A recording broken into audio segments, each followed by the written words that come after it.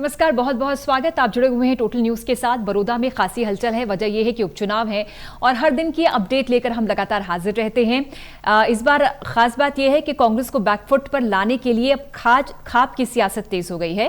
कांग्रेस नेताओं की बीजेपी नेताओं पर की गई टिप्पणी को गोत्र पर हमला बता रही है बीजेपी। कुलदीप शर्मा की दलाल खाप पर की गई टिप्पणी के बाद अब कुलदीप वत्स की धनखड़ खाप पर की गई टिप्पणी पर सियासत गर्मा गई है। झज्जर में कर होने वाली दलाल खाप की पंचायत में धनखड़ खाप के प्रतिनिधि भी शामिल होंगे और कुलदीप शर्मा ने तो मामला तूल पकड़ता देख माफी मांग ली, लेकिन अब मांग ये की जा रही है कि भूपेंद्र हुड्डा और दीपेंद्र हुड्डा माफी मांगे। खाप नेताओं का आरोप यह है कि चुनावी फायदे के लिए कांग्रेस नेता खाप का मजाक उड़ा रहे हैं। क्या यह मुद्दा भी तूल पकड़ेगा बड़ौदा उपचुनाव में? इसी पर करेंगे चर्चा। शुरुआत करते हैं।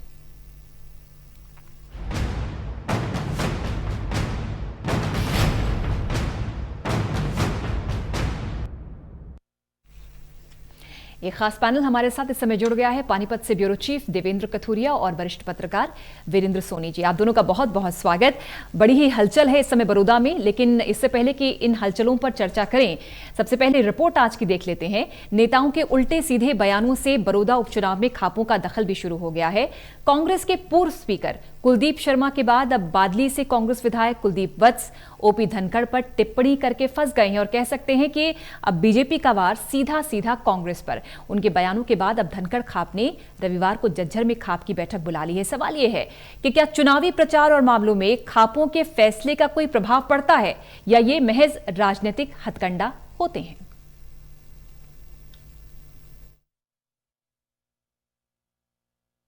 कहते हैं नेताओं की जुबान लंबी होती है, कुछ भी बोल देते हैं। चुनाव के दिनों में तो अतिक्रमण भी करते हैं। पहले जानिए कांग्रेस के पूर्व विधायक कुलदीप शर्मा ने कृषि मंत्री जेपी दलाल के बारे में जो टिप्पणी की, उस पर दलाल खाप ने कुलदीप शर्मा को लाइन पर ले लिया। खाप गर्म हुई तो पार्टी को नुकसान से बचाने के लिए पंडित जी ने मामले को रफा दफा करने के लिए माफी मांगने में देरी नहीं की। पहले पंडित जी। दलाल खाप से क्षमा प्रार्थी हूं, खेद व्यक्त करता हूं और मुझे आशा है कि भविष्य में इस प्रकार की व्यक्तिगत बात मेरे जैसे स्तर के व्यक्ति को ना कहनी चाहिए थी, ना कहनी चाहिए। व्यक्ति जो अपनी गलती में सुधार करता है, क्षमा मांगता है, उससे उसका स्तर गिरता नहीं, उसका स्तर बढ़ता है। तो एक बार फिर से श्री जयप्रकाश दलाल जी से और सारी दलाल खाप से। कुलदीप शर्मा के माफी मांगने के 2 दिन बाद कांग्रेस के एक विधायक कुलदीप वत्स ने ओपी धनखड़ के बारे में उल्टा सुल्टा बोल दिया। अब धनखड़ खाप ने रविवार को झज्जर में महापंचायत बुला ली। खास बात यह है कि दोनों कांग्रेस नेताओं की टिप्पणी से खापे नाराज हो गई। एक ने माफी मांग ली है और दूसरा क्या करता है, देखते हैं। कुलदीप शर्मा ने बोले हैं उनके लिए हमारी वहां 84 की खाप इकट्ठी होगी मांडोठी। हमारा 12 जो है धनखड़ खाप है वो 84 से जुड़ा हुआ है। दलाल हमारा बड़ा भाई है, हम उनसे जुड़े हुए हैं। वहां इकट्ठे होकर 84 की खाप इकट्ठी होकर हम ये फैसला लेंगे भी उनके खिलाफ क्या एक्शन लेना है। हालांकि विरोधियों पर नेताओं की बयानबाजी चलती रहती है, पर बड़ा सवाल यह है कि क्या खाप पंचायतों का दबाव चुनावी नतीजों को प्रभावित कर सकता है?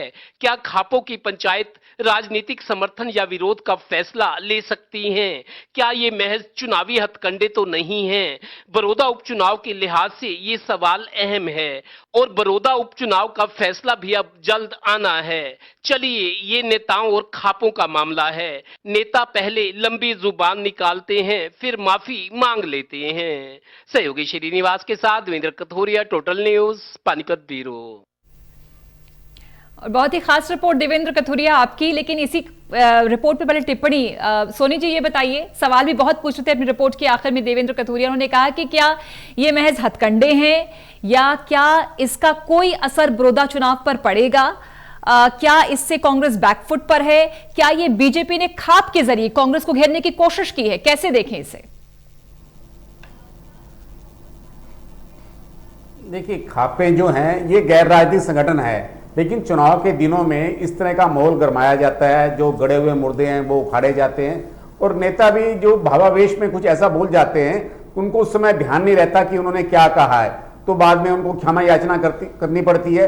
चुनाव के दिनों में अक्सर ऐसा होता है और ऐसे विवादित बयान दिए जाते हैं तालियां बटोरने के लिए, कार्यकर्ताओं का मनोबल बढ़ाने के लिए, तो ये राजनीति में चलता रहता है। लेकिन संयम और शालीनता रहनी चाहिए, भाषण देते समय इन चीजों का ध्यान रखना चाहिए। हाँ, जहां तक खापों की बात है, देखिए वहां अगर हम बड़ौदा की बात करें, सोनीपत जिले की बात करें, तो वहां दलाल और धनखड़ खाप का कोई इतना ज्यादा राजनीतिक महत्व नहीं है, और वहां मलिक, सागवान और सहरावत और 2-4 गांव कुंडुओं के हैं, तो मतलब इस तरह का कोई वो राजनीतिक महत्व तो नहीं है, कोई इसका परिणाम भी नहीं पड़ेगा। लेकिन इससे माहौल बनता है और ये लोग जो विरोधी हैं उसका एक हथियार के रूप में इस्तेमाल करते हैं।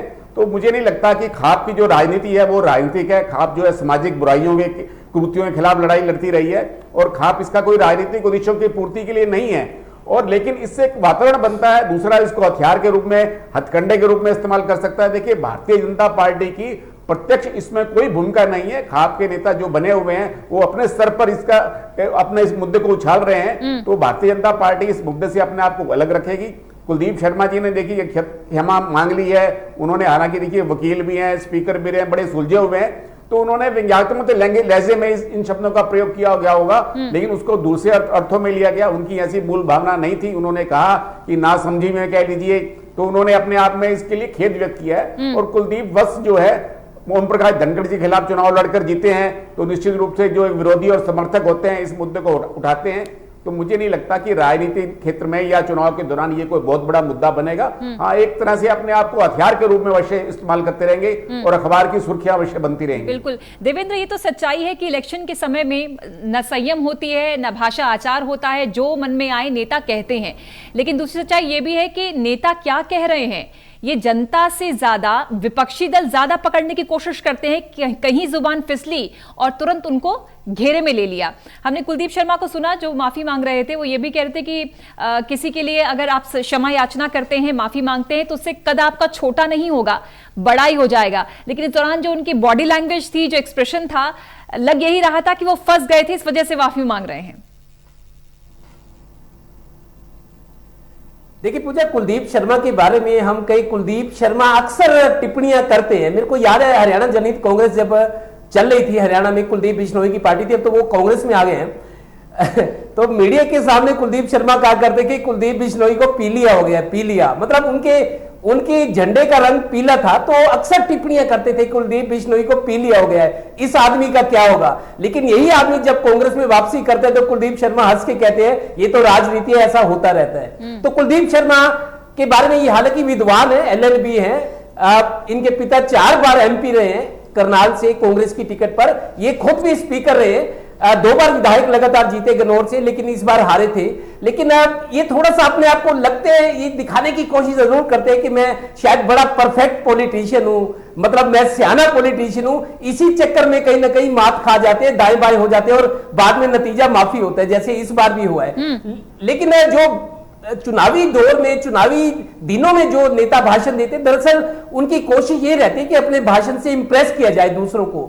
वो ये कोशिश करते हैं कि मेरा भाषण बढ़िया हो, मेरे नाम की ताली ज्यादा बजे, तो इंप्रेशन छोड़ने की कोशिश में कहीं ना कहीं वो थोड़ा सा गलती कर बैठते हैं और सावधानी हटी दुर्घटना घटी, वही बात है। इस बार वो गलत बोले और आखिरकार उनको माफी मांगनी पड़ी। माफी उन्होंने जरूर मांगी है, लेकिन उनकी बॉडी लैंग्वेज, उनका लहजा जो था, आप समझ सकते हैं कि वो शर्मिंदगी महसूस कर रहे थे। बिल्कुल सोनी जी, कुलदीप शर्मा को तो माफ कर दिया खाप ने, लेकिन जब बारी कुलदीप वत्स की आई तो अब खाप ये कह रही है कि दीपेंद्र हुड्डा और भूपेंद्र हुड्डा माफी मांगे तब बात बनेगी। इसके पीछे की स्ट्रैटेजी क्या है? ये खाप की अपनी जुबानी है या फिर बीजेपी ऐसा चाहती है, इस वजह से खाप ऐसा बोल रही है?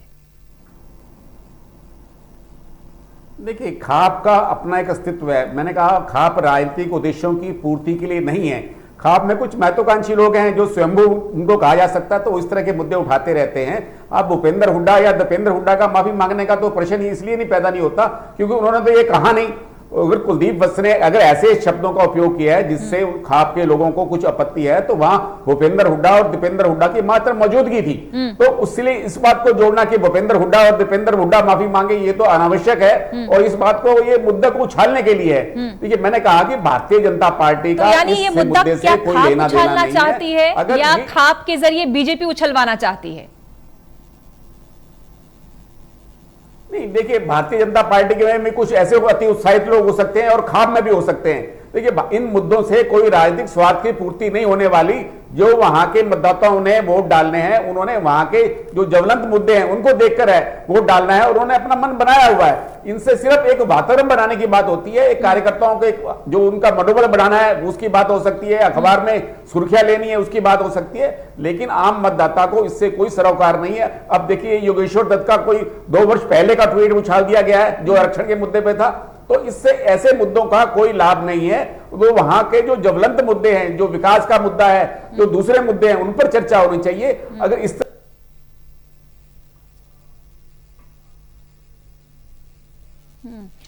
तो चलिए, थोड़ा सा टेक्निकल फॉल्ट है, वापस चर्चा पर लौटेंगे, लेकिन आपको इस समय हम तस्वीर दिखा रहे हैं बड़ौदा उपचुनाव में क्या हलचल है।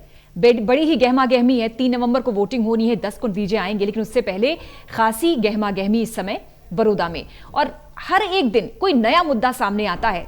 विकास को छोड़कर अब तक कई मुद्दे सामने आ चुके हैं जिस पर वार पलटवार लगातार हो रहे हैं। कृषि बिल हो, किसान का मुद्दा हो, किसानी हो, खेती हो, और अब गोत्र विवाद का मुद्दा भी उछला। कुलदीप शर्मा ने और कुलदीप वत्स ने गोत्र को लेकर अभद्र टिप्पणी की, जिस पर खापे नाराज हो गई। कुलदीप शर्मा को तो माफी मिल गई, लेकिन अब खाप ये कह रही हैं कि कुलदीप वत्स ने जो कहा है उसके लिए माफी भूपेंद्र हुड्डा या दीपेंद्र हुड्डा मांगे।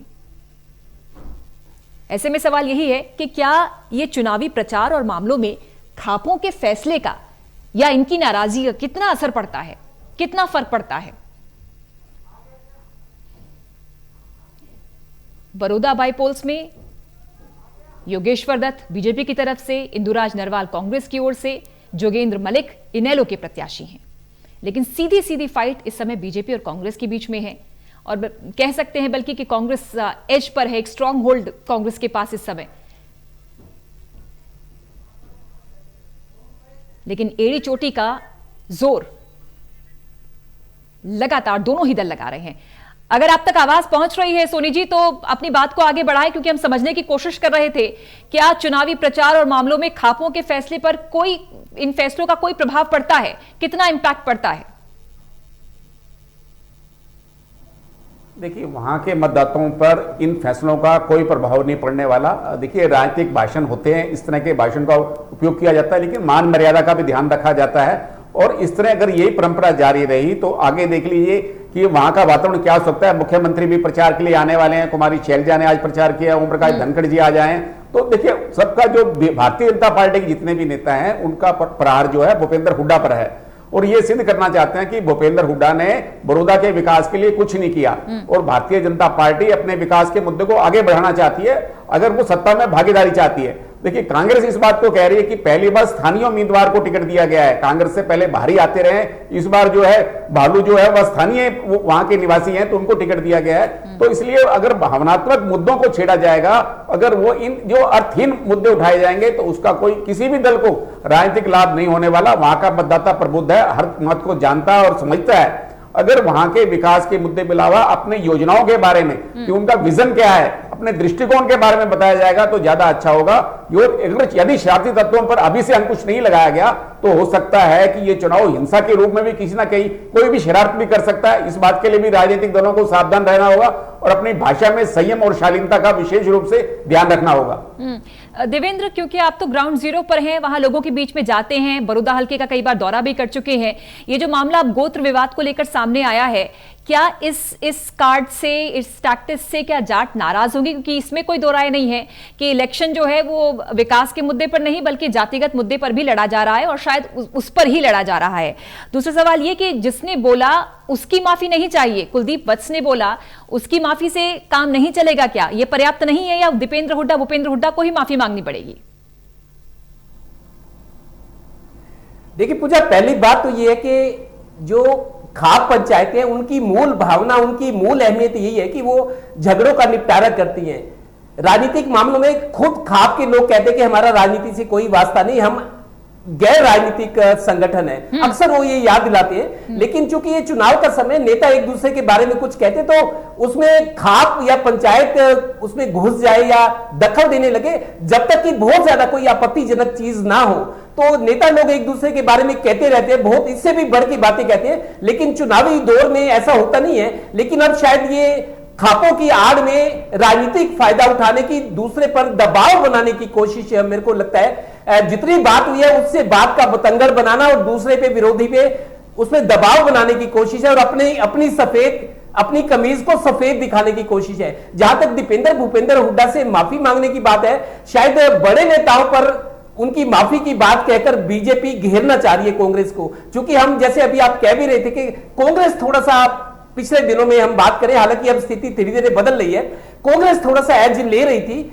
बीजेपी में थोड़ी स्थिति घबराहट की थी। लेकिन अब खबर यह भी है कि बीजेपी धीरे धीरे इंप्रूव कर रही है, तो मुकाबला अपने चरम की ओर बढ़ रहा है, मुकाबला कांटेदार होने की दिशा में बढ़ रहा है। तो वो दोनों बड़े नेताओं से माफी मांगने की बात जो है, मेरे को ये लगता है कि बड़े नेताओं पर हाथ डालकर शायद उनका जो मनोबल है उसको थोड़ा सा कमजोर करने की कोशिश है और घेरने की कोशिश है कांग्रेस को। और क्योंकि जिन दो नेताओं से माफी मांगने की बात हो रही है, ये दोनों ही नेता कांग्रेस का नेतृत्व करें, अभी तक कांग्रेस के कोई दूसरे नेता नहीं है। तो दीपेंद्र और भूपेंद्र हुड्डा के सिर पर ही सेहरा बन रहा है या नहीं बन रहा, जीत हार का। लेकिन इन दोनों नेताओं, जो लोग वहां के लोग इन दोनों को अपना नेता मानते हैं, सक्षम मानते हैं, इनका जिंदाबाद का नारा लगाते हैं, तो इन दोनों को घेरने की कोशिश है ताकि चुनावी जो माहौल बना हुआ है उसमें कहीं ना कहीं थोड़ा सा आगे पीछे हो जाए मामला। जी सोनी जी, चुनाव की चर्चा तो आगे बढ़ रही है, लेकिन इस चर्चा में रोड कहां है, पानी कहां है, बिजली कहां है, विकास के मुद्दे तो गौण हैं।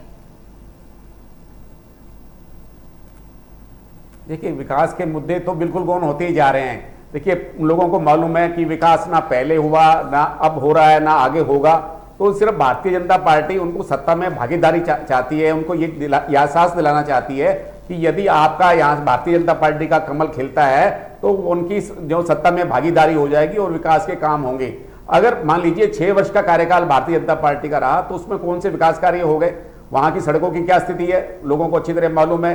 हालांकि अब कुछ घोषणाएं थी जो चुनाव आचार संहिता के कारण रहेगी। आज भी पूर्व वित्त मंत्री कैप्टन अभिमन्यु की वहां गोहाना में प्रेस कॉन्फ्रेंस थी, उन्होंने विकास के दावे भी किए, उन्होंने समान विकास की बात भी की।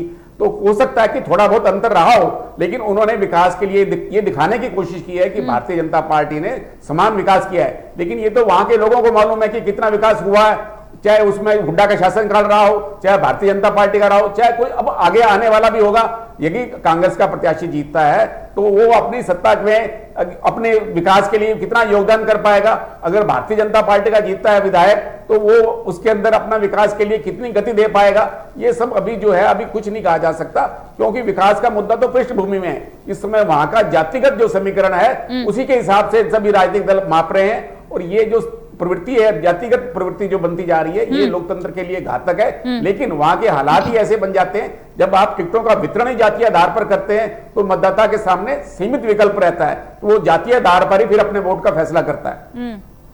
देवेंद्र, ओपी धनखड़ भी चुनावी दौरे पर है और कुमारी शैलजा भी बड़ौदा हलके में गई, वहां पर चुनाव प्रचार करने के लिए लोगों से मिली।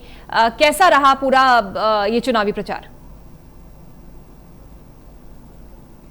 देखिए, दोनों ही नेता सुलझे हुए नेता हैं। कुमारी शैलजा सेंटर में मंत्री रह चुकी हैं, कई बार सांसद रह चुकी हैं, अब प्रदेश अध्यक्ष हैं। ओपी धनखड़ की बात करें तो वो भी बड़े मंझे हुए नेता हैं, प्रदेश अध्यक्ष हैं, मंत्री रह चुके हैं। तो दोनों ही मेरे को लगता है अपने अपने प्रोफाइल के हिसाब से सूझवान और सुलझे हुए नेता हैं। दोनों अपनी पार्टी का प्रचार करें, क्योंकि अब जैसे जैसे और दिन नजदीक आएंगे, मेरे को लगता है ये और चुनाव प्रचार जो है तूफानी होगा।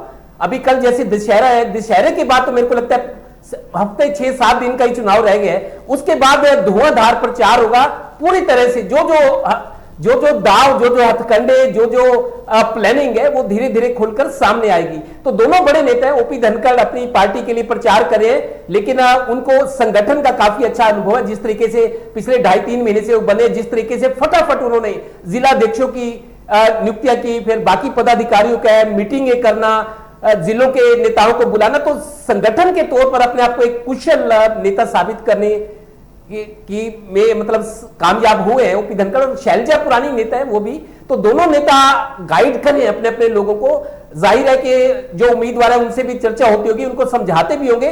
तो दोनों अपना अपना प्रचार करें और दोनों का ही मुकाबला है, कांग्रेस बीजेपी का ही मुकाबला है।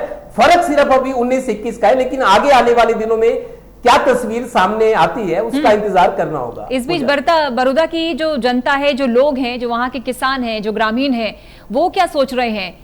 जिसको चुना अब तक ये पांचवा टर्म, तीसरा टर्म था श्री कृष्ण हुड्डा का, क्या वो संतुष्ट थे अपने एमएलए से? इस बार किस आधार पर वोट करने वाले हैं अपने कैंडिडेट को? देखिए पूजा, बिल्कुल श्री कृष्ण हुड्डा जब 3 बार लगातार विधायक बने, चौधरी भूपेंद्र सिंह हुड्डा ने उनको टिकट दिया, उनके लिए प्रचार किया, क्योंकि भूपेंद्र हुड्डा और कृष्ण हुड्डा और वो सांगी के थे, भूपेंद्र हुड्डा के गांव के हैं कृष्ण हुड्डा। लेकिन उनको आपको याद दिलाऊं, 2005 में जब ओम प्रकाश चौटाला की सरकार गई थी, भूपेंद्र हुड्डा को सीएम बनने का मौका मिला, तो किलोई से कृष्ण हुड्डा ने ये सीट खाली की थी। किलोई से थे, कृष्ण हुड्डा विधायक बने थे, लेकिन भूपेंद्र सिंह हुड्डा के लिए उन्होंने सीट खाली की, तो भूपेंद्र सिंह हुड्डा ने उसके बदले उनको बड़ौदा से चुनाव लड़वाया और फिर लगातार 3 बार जीते हैं वो, और उनकी मदद भी की, उनको टिकट भी दिलवाया। यही वजह है कि, लेकिन ये बात जरूर है कि जो दूसरा कार्यकाल भूपेंद्र हुड्डा का था 2009 से 14 का कार्यकाल, उस वक्त उनके पास मौका था कि कृष्ण हुड्डा को टिकट तो दी, विधायक बनवाया, लेकिन वहां जो काम हो सकते थे उस तरफ ज्यादा तवज्जो नहीं गई। यही वजह है कि लोग शिकायत कर रहे हैं कि चाहे भूपेंद्र हुड्डा हो, कांग्रेस की सरकार हो, या अब 6 साल बीजेपी की सरकार हो, विकास नहीं हो। क्योंकि मैं अंदर तक गया हूं, मैंने देखा गाड़ी कोई जाती है तो जैसे गोहाना से बड़ौदा 14 किलोमीटर है, 12-14 किलोमीटर की दूरी है, लेकिन आप जाए तो वो लोग बता रहे 3 साल से सड़क नहीं बनी, धूल उड़ती है वहां पर, कोई ट्रक चला जाए, गाड़ी चली जाए, धूल उड़ती है, 3 साल से सड़क नहीं बनी। और बड़ौदा गांव, जहां मैं गांव में घुसा, बड़ौदा का बोर्ड लगा था कि बड़ौदा आपका स्वागत करता है, वहीं मैंने देखा गड्ढे थे, धूल थी, कोई ट्रक या कोई गाड़ी जाती है तो हिचकोले खाती है। तो जहां गांव का प्रवेश द्वार स्वागत है, वहां भी काम नहीं हुआ। तो अंदर मैंने गांव के लोगों से बात की, उनका कहना है कि पीने का साफ पानी नहीं मिलता। साफ पानी तो जेल में कैदियों को भी मिलता है, लेकिन हमें पीने का साफ पानी भी नहीं मिलता। बिजली के कट लगते हैं, रोजगार है नहीं, क्योंकि इंडस्ट्री जैसी वहां कोई चीज नहीं, सिर्फ खेती पर लोग अपना गुजारा कर रहे हैं, या जो छोटी मोटी नौकरी करते हैं। बहुत कम लोग हैं जो सरकारी नौकरी में अच्छे ओहदे पर हो। तो उपेक्षा तो हुई है, चाहे भूपेंद्र हुड्डा की सरकार रही 2009 से 14 तक, या 6 साल बीजेपी की। यही दर्द, यही तकलीफ लोगों को है कि हमारी तरफ ध्यान नहीं दी गया। अब चाहे कांग्रेस की बात है, चाहे बीजेपी की, वोट के लिए हमें पुचकार रहे हैं, वोट की अपील कर रहे हैं और हमें कह रहे हैं कि हमें वोट दो। देवेंद्र, सच्चाई यही है कि तकलीफ खुद जनता अपने हाथ से दूर कर सकती है इलेक्शन में सही कैंडिडेट को वोट करके। बहुत बहुत शुक्रिया आपका वीरेंद्र सोनी जी, और बहुत शुक्रिया देवेंद्र कथुरिया आपका भी जुड़ने के लिए। घमासान बड़ौदा में लगातार जारी है और हर अपडेट देखिए बड़ौदा पर हमारे साथ, क्योंकि चुनाव मतलब टोटल न्यूज। एक ब्रेक के लिए रुक रहे हैं, जल्द हाजिर होते हैं।